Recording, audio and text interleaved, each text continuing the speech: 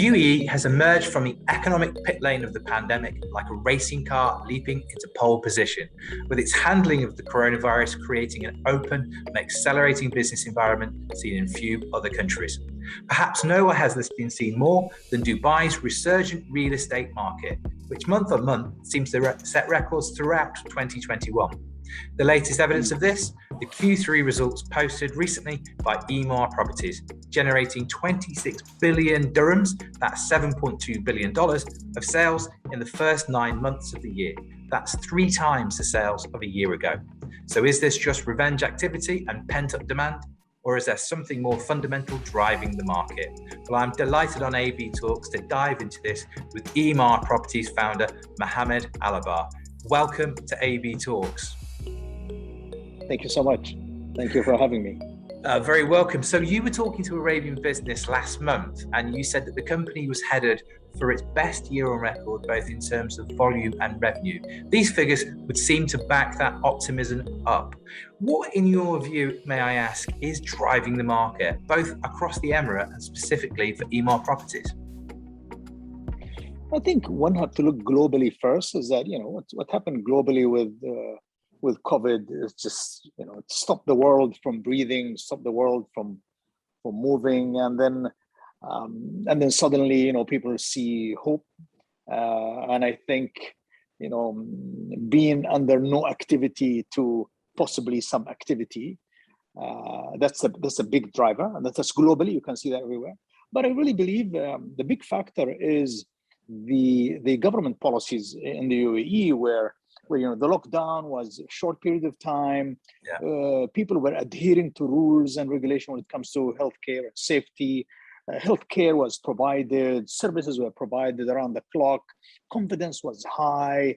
The Emirates was first, as a whole, first country to allow visitors to come in while keeping strict guideline for arrivals and checking and tourists and even residents. So I really think that government policies have been very wise.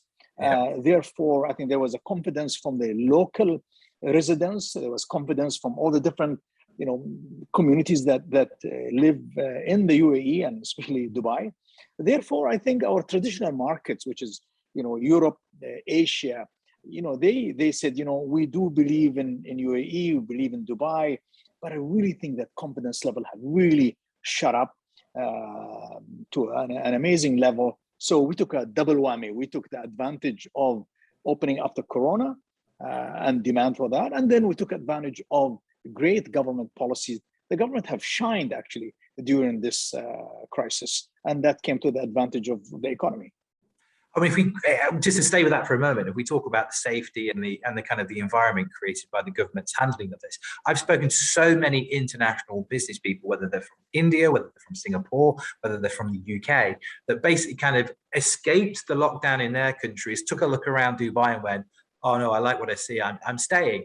When I look at your figures, we see that sales growth seems to kind of be outpacing now rental income. And I wanted to kind of ask, is that purely investor driven? We know there's a lot of cash in the world right now. So is this people just wanting to swap that cash for an asset?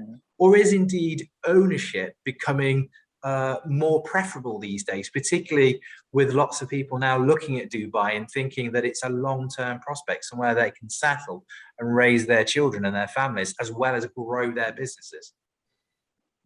From what we see in our business, at least, is that the investors they are there, but they are not really as big. While owners and we want to call them people who reside in their units is a serious number for us, and that's very healthy for the market. And that's also healthy that people are seriously moving to the city of Dubai. And you're right, it's because of the quality of life, because of the healthcare, because of the rules, regulation, and because how comfortable the city is as well. So it's a young city. It's proven over and over again that's where you should come and live and do business. And we look at, so on one aspect, we've got the UAE's handling. On the other aspect, Dubai has really lent into changes and tried to take advantage of this opportunity it's created for itself. There's been lots of regulatory changes. We've had new long-term visas, we've had retirement visas. and we've also had foreign direct ownership. How much do these regulatory changes that make this a very business-friendly city, how impactful is that on the real estate market? How helpful is it? Oh, very critical, very critical. I think visitors or businessmen or people who reside here, especially with the mix of nationalities that we have in the city, they're quite keen to have the confidence to do more in the city. Therefore, rules and regulations, I think, have to move forward as well, because the city is competing with the Singapore of the world, they're competing with Hong Kong of the world, London's of the world. Therefore, I think the authorities have realized that they're playing at a different league, and global they have level. to go absolutely. And if you want global businessmen and investors and people to reside here, you have to play the global game. And I think they're going that way. I am optimistic that the government is so positive that we might see more of that. So from a personal level, I had family in town for the first time in 2 years recently. Two of the places they were blown away with was dinner on a balcony in Dubai Marina and also Dubai downtown and the families. And it kind of struck me that sometimes living here, we take these spaces for granted, whereas others coming into the country for the first time look around and go, think they're incredible. I live in Mira, another Emaar community, which again is, when look through the lens of a visitor, they look around, we've got swimming pools, we've got parks, we've got greenery. How does Emaar approach the delivery of these projects? Because you're not just slapping up buildings and then selling them on, you're actually creating spaces which will go on to almost represent Dubai. Yeah. Well, I hope one time you go and sit in a balcony and enjoy dinner facing the creek and Burj Khalifa and Dubai Creek Harbor. Please, I invite you. You can be my guest as well. I will be very welcome. That's really majestic, and especially sunset. You look at the sunset, look at Burj Khalifa from the creek. It's just unbelievable. Well, let's be very honest. We learn over time. We make mistakes in what we do. So I think our mistakes make us better people, and what we do. We listen to our customers. They're really great. They have great voice. They teach us a lot. We learn from other developers in the world. There are people who have done this business for 150 years, and we connect with them. We look at what they do. I guess we're a bunch of envious people. We like good things, and I think we should. I think that's just human nature, right? I mean, you want to have decent life. I mean, okay, I can build you the 1-bedroom apartment or 3-bedroom or a townhouse or a villa, but life is beyond that. Life is where will my kids have their playground? Yeah. What's the bicycle route like? How far is a community pool, and how far is a supermarket? These are, how can I quickly go and grab a coffee on my bike? Mm-hmm. So we have teams that are really quite passionate about that type of life. Yeah. That's why, for example, if you look at the new development, if it's really Emaar Creek or Port Rashid or even the Valley, you will see that our teams are really going that extra mile to do things in such a way that customers really get spoiled by that extra surprise when they're living there. Do you think that's becoming more important during 2020? Because we've all sort of had a look at our lives and realized A, we need purpose, and B, we want to enjoy our lives. We've suddenly realized that life actually genuinely is too short. So does that then translate into almost more customer expectation? They're looking for the lifestyle with their families as opposed to just a short-term asset buy. Well, I think human nature is human nature. Human nature have always been there that, I want to enjoy the outdoors. I want to enjoy the walk. I want to enjoy the park. I think it's built in us, right? I mean, old cities built the squares. That's where life is. I think the pandemic just kind of put us back there to say, listen, let's go back to the root. Yeah. So that's a good thing. Now, if you look at the figures, if we dive back into the figures, we look at the transaction volume surging 77% on August last year. That's a lot to deliver on. How do you approach that in terms of, particularly in a market that's scaling up so quickly? Are you able to recruit enough artisans and craftspeople to keep up with that demand and deliver? And what's the impact on that on turnaround times in delivering these communities? Yeah, see, I'm glad you asked. So focus on the numbers, and fine, we agree. The numbers are looking good, and I think it's good that we do sales. Again, to do your sale, you really have to design buildings, you have to do the detailing, you have to do interior design, you have to prepare them, get them ready to launch, make sure. But you're right. The biggest challenge is after the sale. These people expect their homes in quality, timeline, with all the services. And for us, we have to tender these jobs. We have to select the right architects and the right contractors. We have to have the right people to supervise these sites for the coming 36 months. And that's worth 30 billion dirham a year. Mm-hmm. So that's massive job. That's almost like building downtown in 1 year. Yeah. So I think the real skill and the real focus for us really is exactly on what you ask, is that, how dare are you to execute well and keep your eye on the ball for all these coming years, to keep the confidence and to keep the trust of our customers. So we have great boys and girls in the office and on our sites that they're mobilizing to make sure that we don't let people down. And that's a big challenge for us. I was going to come back onto that as well, because you talk about trust and just how important is that to Emaar? Because you've obviously been at the top of your game for a number of years now, but you can see companies around the world, not just in this company, but companies around the world who'd be very tempted to land grab and just get as much cash in right now and then worry about the delivery after it. We've got the revenue, brilliant. And then for years, you're facing delays and handovers and that sort of thing. Whereas you mentioned about the word trust. Is that fundamental to the long-term reputation of Emaar as a developer that people want to invest in? Again, different companies have different ethic lines.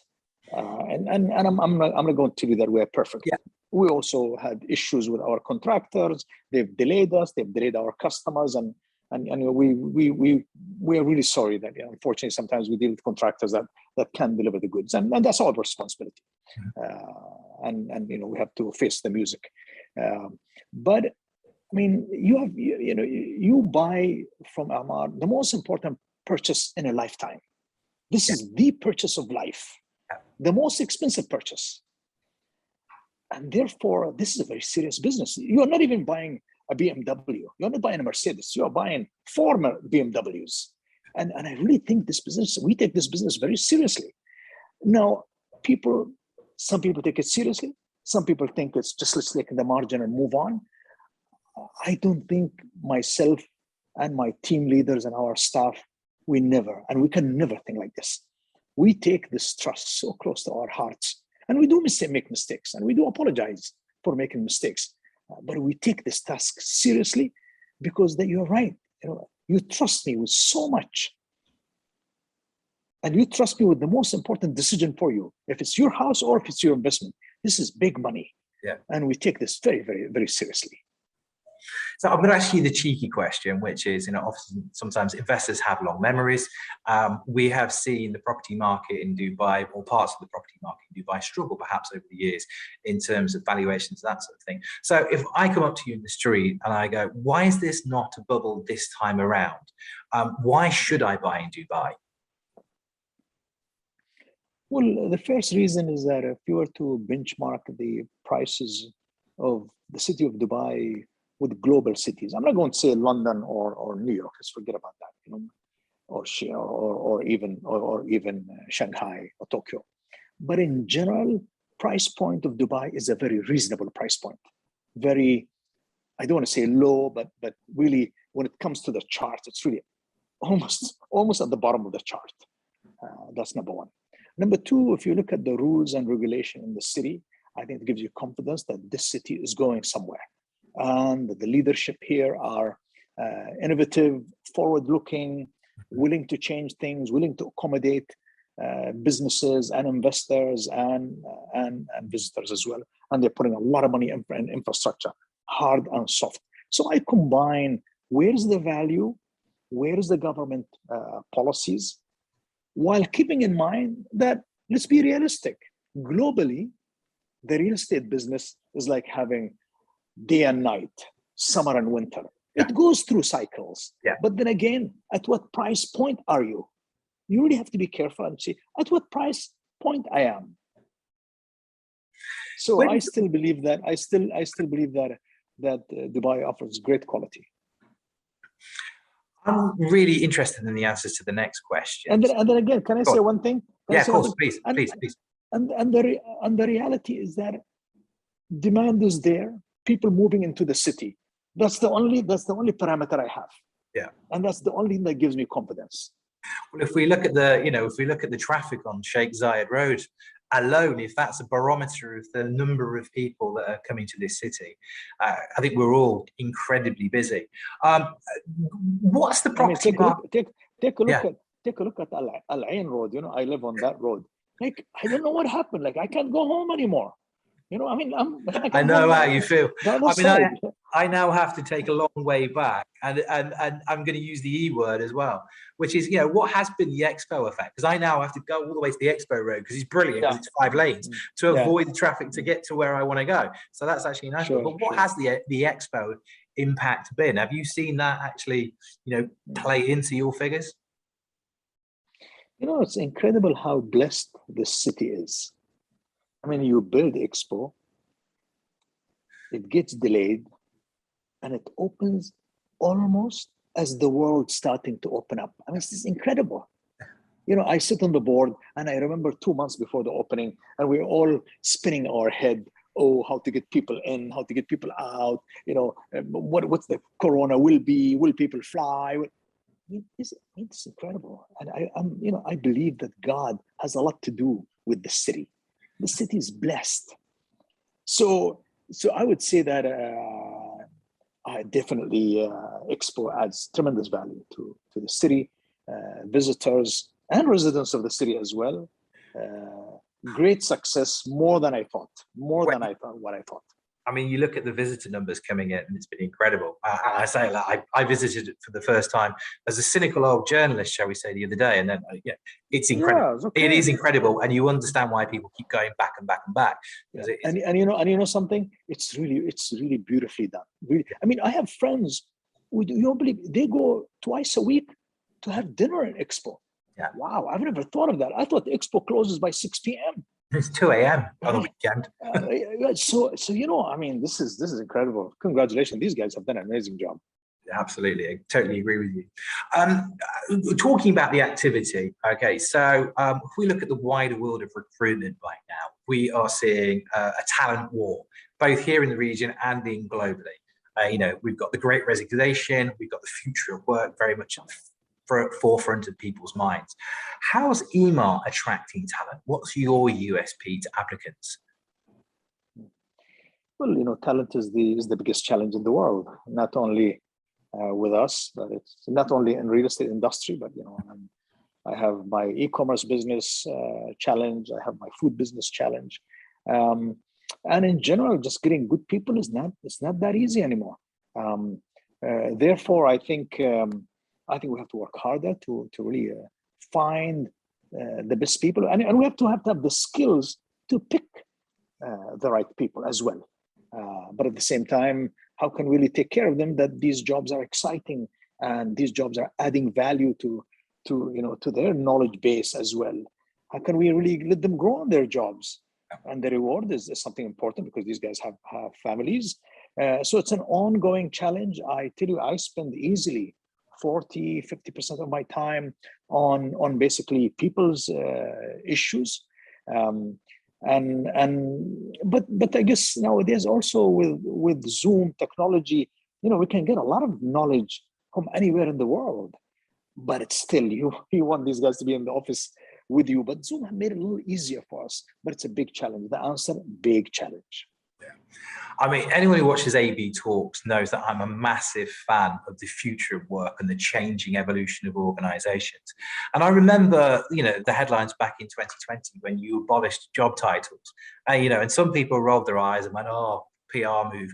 But it's incredible now that lots of companies are leaning into flat structures, are leaning into removal of hierarchies. You were kind of talking about this before it was fashionable. What have you learned from that? I mean, what was your thinking when you actually embraced that? I think we were naive, to be honest with you, because we underestimated the resistance we get, not from our company, but from the industry. Yeah. Because I think everybody was worried about his job title. Yeah. Everybody was worried about his corner office, because we are totally against that. Yeah. I am against it for a long, long time. But I think it's our duties. I work with most successful companies in the world. I see what they do. Yeah. And so why are we still thinking backward? Why do I care that my desk have to be big and I have to be in that corner office, and my title should be, by the way, my title should be on the door. They say, put my title on the door, right? I think it's my contribution to the organization. I think it's the knowledge that I gain as an individual. I think it's my reward system, that you have to reward me for my talent and my family and the success of our team. Nothing else matters. I mean, you can give me a title, but if you don't give me these, what am I going to do with them? Or if you don't give me these critical elements, what do I need to do with the corner office anyway? But I really think it's our duty as well, is that we should be brave. We should really bring in new concepts in management or in business. And we should be brave that some of them might be wrong. I mean, we are not perfect human beings. So maybe some of these wrong, but we give them a try and see how it goes. Well, failure or having removing fear of failure and letting people try is obviously an important part of any business success. I wanted to also ask, because obviously Emaar is a big organization. And when we look at big organizations, often they struggle to be agile, to identify opportunities and be able to lead into them. Has this kind of step away from that traditional hierarchical management structure and this more flatter structure enabled innovation? And how important is it to you to have a company that is innovative at its core? It's a struggle. When you're big, that's you're right. It's a struggle to keep innovation, to be able to juggle things and move things comfortably. So that's why with our new office that we just moved in, because we just in an open field and we all see each other from 200 meters away, it gives us a chance to yell at each other and exchange ideas and walk into each other's desk and sit on the side desk and discuss that process changing, this process changing, that business, which I really think is a great thing. But to be honest, it's a challenge. But I think as we hire younger and younger people, we get better. Yeah. I was going to ask as well. Smarter. These young people are smarter than all of us. Oh yeah, and braver and more courageous, I think, in terms of what they will accept from a company and what they won't accept from a company. And connected to that, I wanted to ask you, obviously you've been leading the company for many years. How's your approach as a leader changed over the years? Have you gone on your own journey in terms of style and how you manage and encourage a family as large as Emaar? I think it changes all the time, because the challenge we face is different from year to year. And I also believe that myself and my team members, we also have to evolve. 1 year we have marketing challenge, and we dive into that while we're running our business, because also, I'll give you an example. The trouble is that people like us, we think that we should do marketing like Coca-Cola or like Emirates Airlines, but we are not Emirates Airlines. We have 15,000 new customers a year. Emirates Airlines has 75 million customers a year. Price point of what I sell is completely different than Emirates Airlines price point. Price point of Emirates is 5,000 dirham. My price point is $1 million. So there's an evolution going on in how we look at marketing. And then while we're doing that, a year after that, we look at our construction process, construction technology. what's changing there. And then let's look at talent. Let's look at how can we really, what's the new way of hiring talent? You know, the new system now is that forget about the CV. That's the new trend now. I don't want to read your CV. I want to come and talk to you. Yeah. That's the beginning of everything, because a lot of time we're thinking, well, some of previous experience is not relevant anymore. Because, you know, experience is like, you know, iPhone. If you didn't upgrade the past 6 months, your iPhone is null and void. You know what I mean?